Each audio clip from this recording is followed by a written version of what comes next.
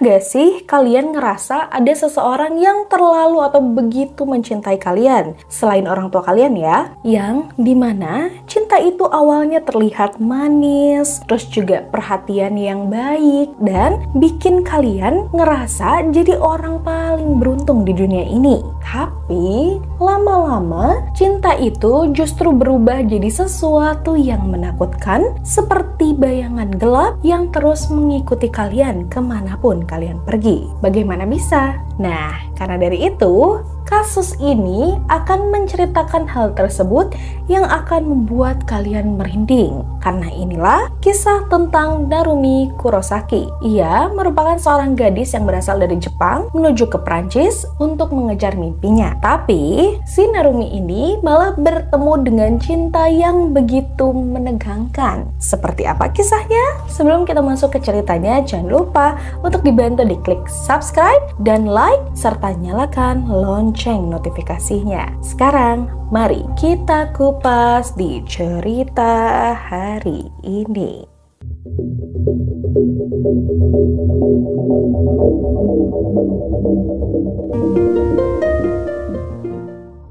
Ya, Narumi Kurosaki. Ia merupakan gadis cantik yang usianya 21 tahun. Ia berasal dari prefektur Shiga, Jepang. Narumi adalah sosok yang lembut, pintar, dan juga punya impian yang besar. Narumi ingin sekali menguasai bahasa asing dan bekerja di dunia internasional. Orang tua Narumi pun sangat bangga kepada Narumi ketika akhirnya Narumi berhasil diterima di universitas terkenal di Prancis, yaitu Université de Franche-Comté Besançon, Prancis. Itu seperti mimpi yang jadi kenyataan untuk Narumi. Bayangin oleh kalian, gadis kecil yang berasal dari Jepang akhirnya berhasil mewujudkan mimpinya bisa kuliah di Prancis, dan dia di sana jelas untuk belajar dan mengejar mimpi besarnya serta memulai hidupnya yang baru. Tapi di sisi lain ada seorang pria bernama Nicolas Zepeda. Nicolas ini merupakan pria asal dari Chile, lulusan universitas ternama. Ia pun seorang yang tampan, sopan, pintar, dan ya, Nicolas terlihat sempurna dari luar. Nicolas dan Narumi ternyata bertemu di Jepang waktu sama-sama kuliah di Jepang di Universitas Tsukuba. Dan di saat pertemuan itu, Nicolas dan Narumi muncul benih-benih cinta. Akhirnya setelah mereka akrab lumayan lama atau PDKT lah ya, mereka memutuskan untuk menjalin hubungan. Awalnya hubungan Nicolas dan Narumi ini sangatlah baik. Nicolas yang selalu ada untuk Narumi, terus juga Nicolas selalu mengajari Narumi bahasa Spanyol, sama si Nicolas ini juga selalu nemenin si Narumi ini belajar. Bahkan Nicolas sering masak buat Narumi. Tapi semakin lama Narumi entah bagaimana ia merasa mulai sadar. Sadar apa? Entah mengapa ada yang berbeda dari hubungannya ini. Seperti ada yang salah. Nicolas bukanlah sekedar pacar yang protektif, namun dia juga obsesif.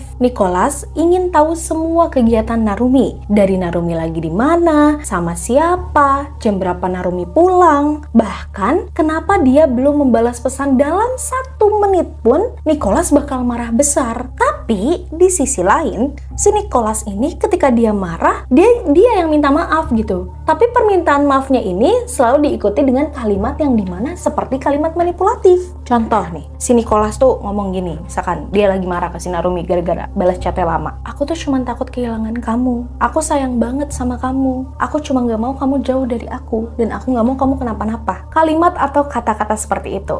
Pasti kalian juga sering dong mendengar kalimat itu dari pasangan kalian sendiri. Bagaimana reaksi kalian? Apa kalian merasa itu cinta yang toksik atau hubungan yang tidak bagus? Narumi merasa demikian. Narumi merasa itu bukanlah cinta. Ia sudah merasakan ketoksikan di hubungan mereka. Akhirnya dari situ Narumi mencoba menjauh dari si Nicolas ini. Narumi tahu bahwa hubungan mereka ini tidaklah sehat. Tapi Nicolas yang sangat mencintai Narumi ini, ia tidak bisa pergi dari Narumi. Nicolas masih terus menghubungi Narumi seperti menulis surat, bahkan mengunggah video di internet seolah si Nicolas sama Narumi ini lagi bicara langsung gitu. Salah satu videonya si Nicolas ini bikin bulu kuduk si Narumi tuh bergidik ngeri gitu dengan ekspresi dingin. Dan si Nicolas tuh di situ tuh ngomong kalau misalkan Narumi, kamu tidak bisa menghapusku dari hidupmu. Dunia ini terlalu kecil, ujar si Nicolas. Di situ, jujur aku yang bukan sebagian Narumi pun aku merinding. Dan aku bakal kayak, apakah aku harus pindah ke planet lain selain di bumi ini? Karena ya takut gitu loh, kok dia bisa sampai kayak gitu. Kayak itu kayak sebuah ancaman gak sih? Dan ya, seiring berjalannya waktu, Narumi pun coba melupakan hal-hal yang Nicholas omongkan. Ia pun akhirnya pergi ke Prancis, bertekad untuk memulai hidup barunya. Di sana, Narumi pun berkuliah, punya teman baru, bahkan Narumi di situ mulai dekat dengan seseorang yang membuat Narumi merasa bahagia lagi. Untuk pertama kalinya, Narumi pun bisa tersenyum tanpa rasa takut setelah bayang-bayangan hubungan dia dengan Nicholas yang membuat dia merasa takut. Tapi yang tidak diketahui sama si Narumi, Nicholas ternyata mengikuti si Narumi. Kok bisa Nicholas ngikutin Narumi? Kan udah jauh gitu. Nyatanya, Nicholas menguntit si Narumi ini melalui aktivitas di jejaring sosial media Narumi. Nicholas di situ berusaha untuk mencari tahu tempat tinggal si Narumi. Bahkan Nicholas yang lebih gilanya dan mind-blowing lagi memesan tiket pesawat dari Chile ke Prancis. Mungkin kalau kita mikir positif, Nicholas cuma pengen temu kangen kali ya sama si Narumi gitu loh. Tapi agak aneh juga ya gitu, maksudnya kok nih orang kagak bisa move on gitu loh. Apalagi kalau misalkan dia tampan kan mungkin bisa cari yang lain gitu, atau emang udah sebegitu cintanya dia sama si Narumi. Tapi logikanya kalau misalkan dia cuma nemuin Narumi gitu ya, kan kalian tahu nggak berapa jarak antara Chile sama Prancis tuh? Sejauh 12.000 km.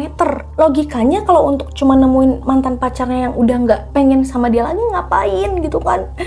Kalau lo ganteng, lo bisa cari banyak ya perempuan di luar sana gitu. Kenapa kamu begitu gitu ya? Akhirnya, seiring berjalannya waktu, tepat pada November 2016, Nicholas pun udah tiba di Paris. Di sana, Nicholas menyewa mobil, membeli bahan bakar, dan melakukan perjalanan panjang menuju Besançon. Tanpa Nicholas memberitahu siapapun. Nicholas di sana jelas nggak ada keluarga, nggak ada teman, hanya memiliki satu tujuan, yaitu ketemu si Narumi. Apa ya? Kalau Naruminya cinta gitu, mungkin Narumi seneng ya, maksudnya di effort sebegitunya gitu loh. Tapi kan ini beda lagi gitu, si Narumi itu udah nggak mau gitu. Kenapa kamu mengejar-ngejarnya gitu kan? Tapi ya beginilah ceritanya. Dan akhirnya, tepat pada tanggal 4 Desember 2016, malam itu Nicholas pun mengajak Narumi untuk makan malam. Di situ Narumi pun jelas kaget, kok tiba-tiba ada Nicholas. Tapi Narumi mencoba menyambut dengan hangat lah ya. Ia pun mengiyakan ajakan makan malam si Nicholas ini. Ia makan malam di restoran dekat kampus. Mereka pun di sana tampak tenang. Tapi Narumi sedikit tegang dari biasanya. Setelah mereka menyelesaikan makan malam itu, akhirnya mereka pun kembali ke asrama Narumi. Di sana, Narumi yang sudah masuk kamar, tiba-tiba Nicholas mengikuti Narumi diam-diam.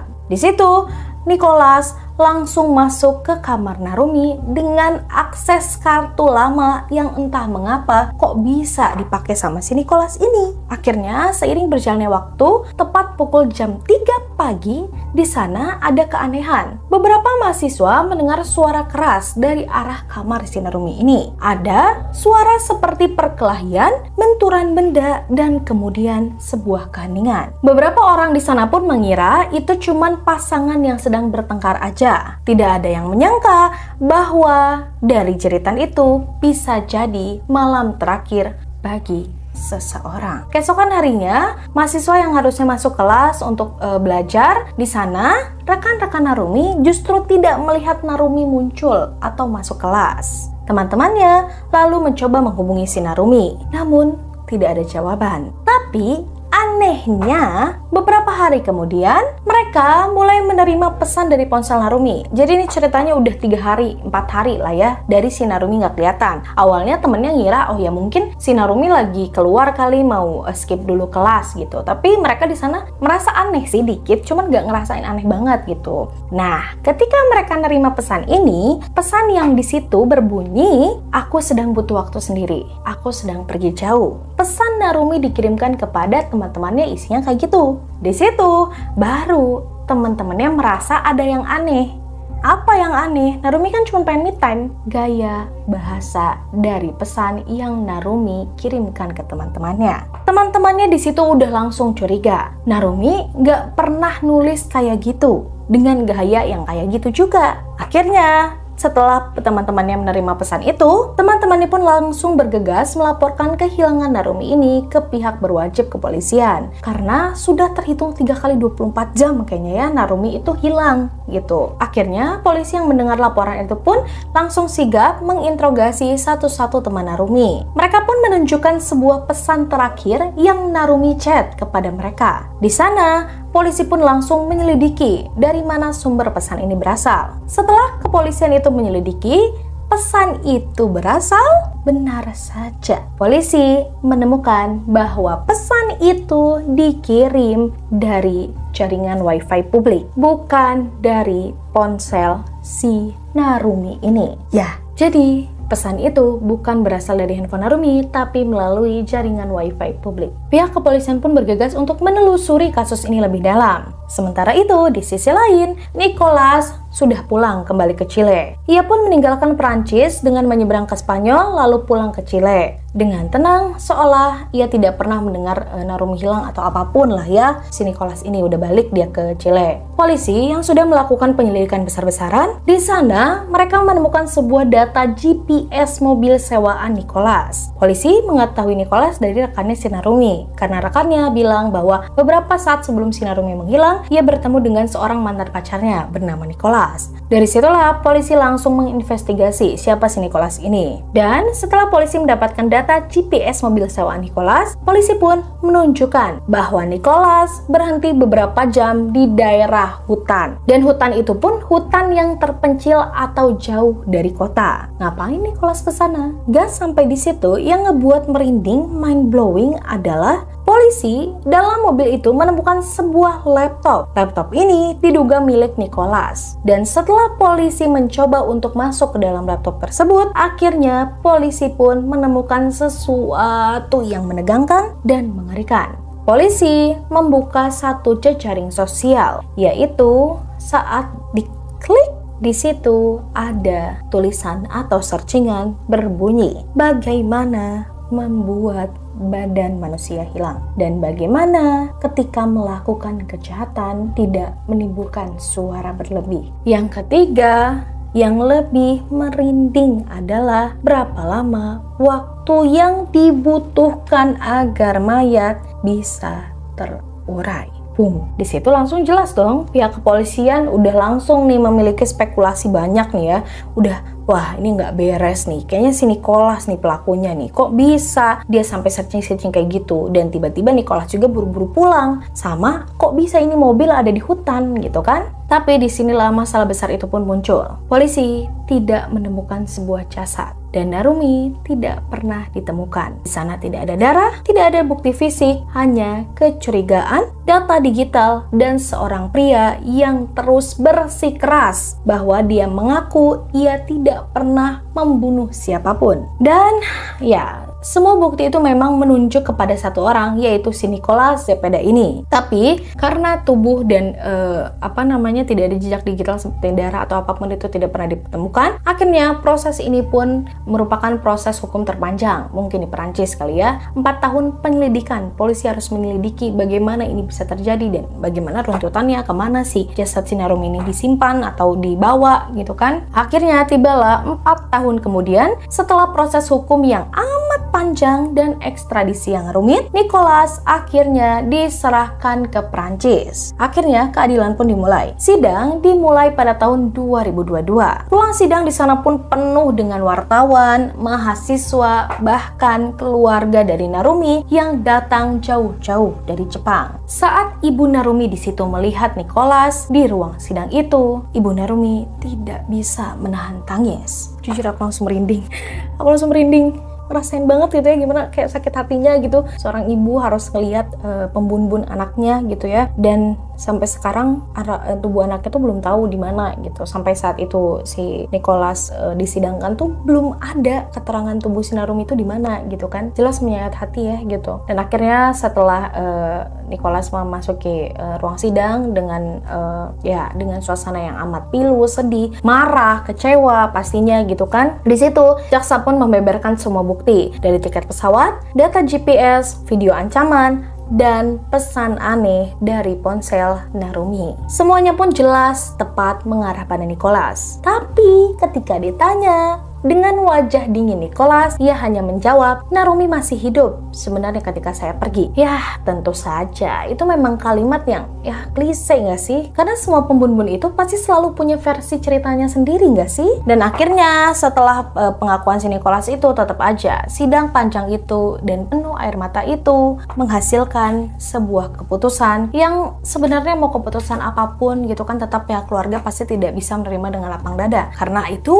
yang Nicholas hilangkan adalah seorang perempuan, harapan keluarga, atau sebuah nyawa loh gitu. Hukuman apapun sebenarnya nggak bisa ngegantiin rasa pilu, kecewa, atau kehilangan besar yang diterima atau yang dihadapi oleh orang tua si Narumi. Si Nicholas ini dijatuhi hukuman 28 tahun penjara. Dan jujur, rasanya seperti keadilan yang setengah hati. Kayak yang aku jelasin tadi, hukuman seberat apapun tidak bisa menggantikan nyawa seseorang. Karena di situ yang lebih menyedihkan lagi, tidak ada jasad Narumi. Dan juga tidak adanya pengakuan dari si Nicholas ini. Nicholas ternyata nggak berhenti di situ untuk ngelak semua yang dilakukan. Nicholas mengajukan banding, berharap agar bisa dibebaskan. Sidang banding itu pun akhirnya digelar 1 tahun, tepat pada 2023. Kali ini suasananya pun jelas lebih panas. Jaksa di sana menghadirkan ahli psikologi yang menggambarkan si Nicholas sebagai pria dengan kepribadian narsistik obsesif, ujar si psikolog ini. Psikolog itu pun ngomong kalau misalkan Nicholas ini nggak ngebun-bun atau nggak ngeeksekusi karena benci, tapi ia ngebun-bun karena ia tidak bisa kehilangan kendali atas hidup si Narumi. Gila. Dan di titik itu, semua orang di ruang sidang itu pun jelas terdiam. Karena kalimat itu seperti kebenaran yang dingin. Bukanlah amarah, bukan kecelakaan, tapi keinginan untuk memiliki seseorang sepenuhnya, bahkan setelah meninggoy. Akhirnya, setelah sidang panas itu, menghasilkan banding yang ditolak. Ya jelas ditolak. Kok bisa dia ngajuin banding gitu? Kan di mana logikanya gitu? Akhirnya hukuman 28 tahun pun tetap dijalankan. Nicholas akhirnya dibawa kembali ke penjara. Dan keluarga Narumi akhirnya kembali lagi ke kota asalnya di Jepang. Dan yang menyayat hati sampai sekarang ini, mereka masih belum mengetahui di mana jasad si Narumi dan juga tanpa kejelasan pasti. Sedih ya, bahkan ibunya pun ketika diwawancara bilang, aku tidak akan membenci Nicholas. Aku hanya ingin tahu aja di mana tubuh anakku itu. Aku ingin membawa Narumi pulang ke negara asalnya, ujar ibunya. Guys, sumpah deh kalau kalian lihat, gue merinding coy. Serius merinding. Kayak sedih gitu kok. Ya ampun, sumpah. Sumpah merinding banget cok. Lihat, ya ampun, aku merinding guys, sumpah. Jujur itu kalimat yang ya bikin aku sebagai pemberi cerita ini kepada kalian sulit gitu buat kayak mencerna gitu, kayak seorang ibu gitu kan, apalagi mayat anaknya masih belum ditemukan sampai detik ini loh, detik ini 2005 ini nggak ditemuin tuh jasad si Narumi gitu loh. Sedih, marah, kecewa gitu kan, pasti gitu. Pembunuhnya cuma dikasih hukuman 28 tahun gitu, seberat apapun hukumannya tetap nggak bisa balikin si Narumi ini gitu. Dan ya, balik lagi hari ini di kampusnya Narumi di Besançon, kamar yang dulu ditempati oleh Narumi itu pun masih tetap ada. Mahasiswa yang tinggal di asrama itu justru kadang melakukan atau meletakkan bunga di depan pintu kamar bekas Narumi ini. Dan di sana pun mereka bilang setiap malam kamar itu jelas terasa tenang, tapi juga sunyi. Seolah seseorang masih menunggu di sana, menunggu untuk pulang. Merinding banget. Kalian lihat gak sih anjir? Merinding coy, sumpah sedih, pilu gitu kan.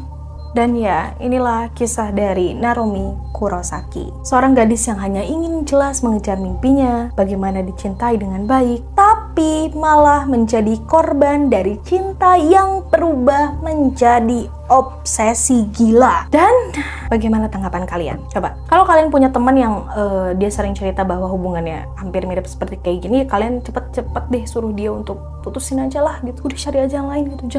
Jangan mau sama orang-orang yang obsesi gila gitu. Udah jangan gitu lah. Tetap, makanya kalau kalian suka kasus-kasus kriminal seperti ini, jangan lupa untuk dibantu diklik like, subscribe, share, dan nyalakan lonceng notifikasinya agar kalian tetap aman, waspada, dan terinformasi. Jadi, tulis dulu pendapat kalian di kolom komentar dan beritahu apa yang kalian rasakan. So, tunggu kasus kriminal misteri menegangkan lainnya hanya di Kisah Kriminal Nyata.